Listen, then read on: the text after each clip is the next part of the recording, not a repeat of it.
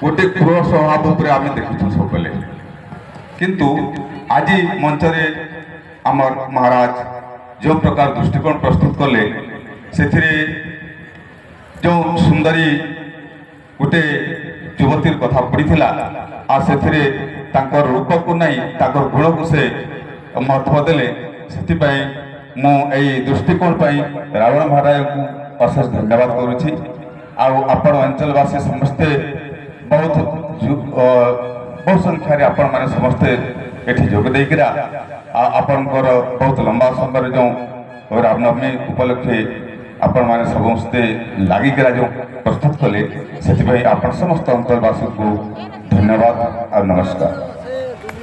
बहुत बहुत धन्यवाद। बहुत सुंदर भाव में आज राजकीय मुख्य अतिथि एवं राजकीय सम्मानीय अतिथि माने आसन अलंकृत करते।